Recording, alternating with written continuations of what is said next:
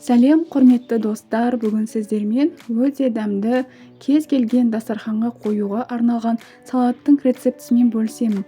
Ол үшін видеоны соңына дейін қараңыз. Ал ендеше кеттік. Ең алдымен салатқа қосатын барлық көкөністерді жуып тазалап аламыз.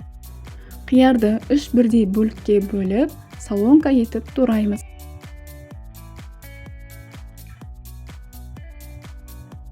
Енді қызанағымызды тураймыз.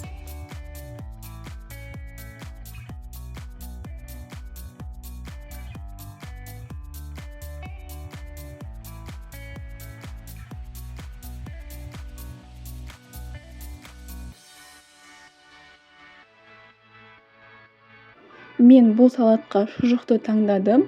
Қалауларыңыз бойынша сиыр етін немесе тауық етін солонка етіп турап салсаңыздар болады.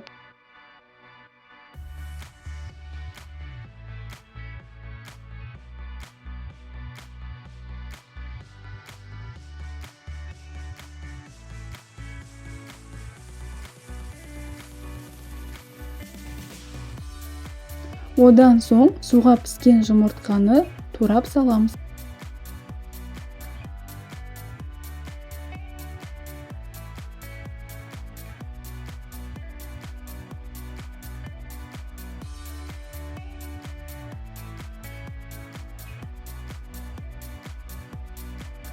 Салатымызға дайын консервідегі бұршақты салдым.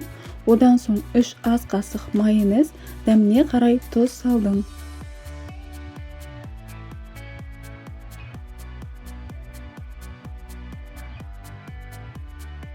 Ал енді барлығын жақсылап араластырамыз. Біздің дәмі өте керемет салатымыз дайын болды. Бетіне укроп сеуіп әсемдеп ұсынсаңыздар болады. Соңына дейін қарағандарыңызға рахмет. Каналға тіркелуді ұмытпаңыздар.